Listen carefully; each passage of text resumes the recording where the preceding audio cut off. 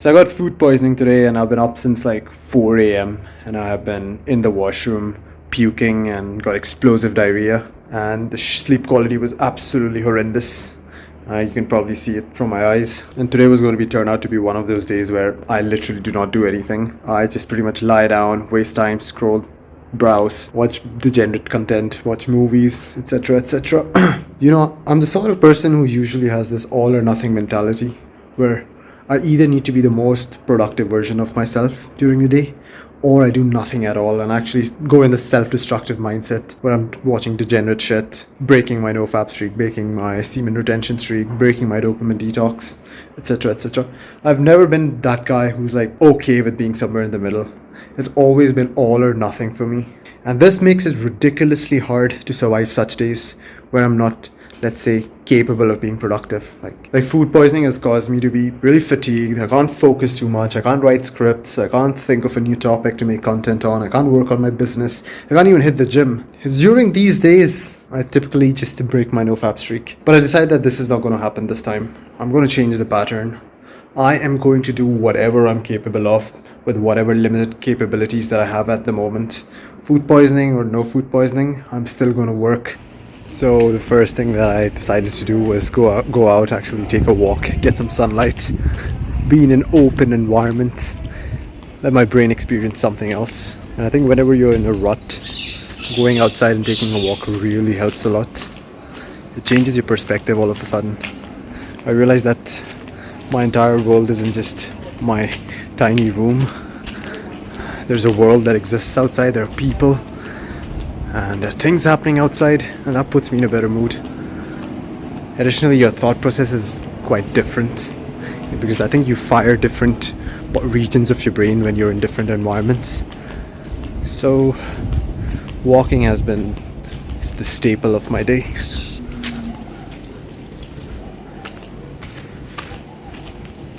It's super easy to quit all forms of instant gratification, whether it is a social media addiction or sugar addiction or pornography addiction. It's easy to quit all these things. It's easy to not be a degenerate on days when everything is going smoothly, on days when you're like super productive and things are happening according to plan.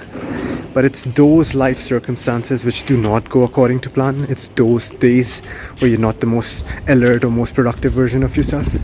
That's when you're susceptible to falling back into the clutches of instant gratification. And I'm having one such day because I'm not able to be productive. I am not able to receive, let's say, healthy dopamine through other sources. So I decided, you know what?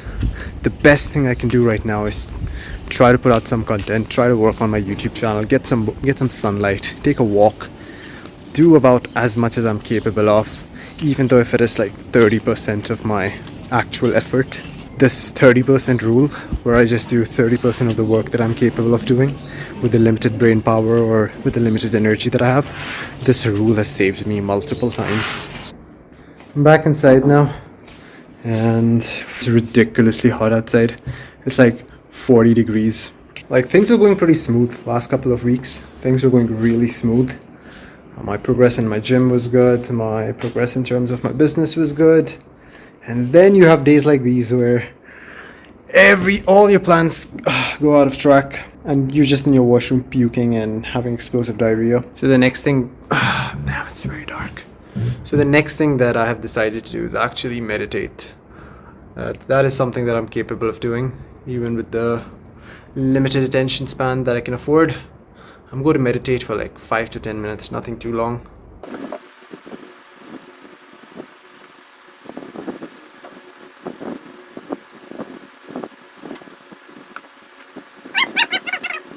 Clearly, we have chosen the wrong spot to meditate. So I'm in my room right now, just lying on the bed. Yeah, update, I got to bed. I'm no longer sleeping on the floor. Usually I'm not very wasteful of my time. Like, I treat my time very, very valuably. I do things that are only productive and my time goes in the best places. But on days such as this, time becomes the enemy. On days where you are incapable of doing productive things, time becomes the enemy. And only those who have genuinely put in hardcore effort into trying to quit something that's unhealthy for them, they are going to relate to this. Like, it could be you trying to quit chocolate, it could be you trying to quit fast food, it could be you trying to maintain your no-fap streak. Like, if you have truly fought this battle against your own mind, it's only then you're going to truly appreciate these moments of isolation when there's no one to witness this battle. There's no one to witness your glory. It's just you against the thoughts in your head. And honestly, to me, having this board listing my goals, it's like a constant reminder. It's like a constant reminder of where I need to be, of where I'm heading. And it helps to numb out those voices that crave degeneracy. So what I've decided to do right now is actually watch a podcast, listen to some podcasts. It could be something like Andrew Huberman or Alex Hormozy or something along those lines. Well, this is kind of pseudo productivity, but honestly, this is what I'm capable of doing at the moment. Like, my body feels like it's completely breaking down, and I've puked like 3 times since morning, and I had to visit the washroom like around 8 times, and yeah, things are not good. This is my setup. Let me know if you can see this. So this is a tab, and this is a stand, and this is my setup. This is where I'm going to be watching the podcast. I realize that my room is a bit of a mess. Yeah, it's kind of a mess. So I'm going to be cleaning my room. I know this seems like a very minor task or something that doesn't move you forward, but let me tell you this story. The guys that you saw who were the most chaotic, who always had their homework incomplete, who didn't have any plans for their lives, and they were pretty much living a very degenerate life, doing things out of impulse, out of emotion. They generally had the worst rooms, and by that I mean very disorganized rooms. And this is what I had realized: your environment is representative of what is going on in your head, and living in an organized space leads to more organized, clear thoughts, and living in a chaotic environment leads to more chaotic, impulsive, inconsistent, incoherent thoughts.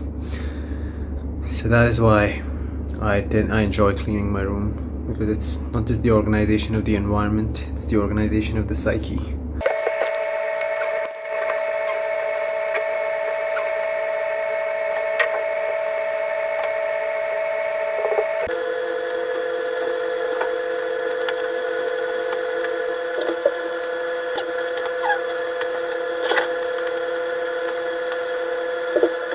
We are going to be having some coconut water now.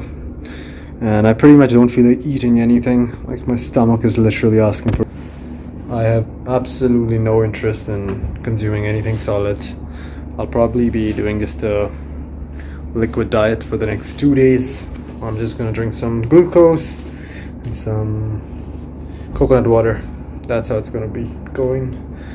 And then I'll try to crawl up to my and edit this video that I've just recorded, add some subtitles, etc. And perhaps later in the evening I'll get some family members over, and we might do something social. I think that helps really pass time. And this is something that I did not have previously, a good family circle, social circle. And it's on days like these when shit hits the fan, I feel lucky to have them. I don't know what else to show you guys. The day isn't really fancy. I haven't done anything fancy today. Today is just about survival. Survive the day. Today isn't about climbing Everest. Today is just surviving the day. Goodbye.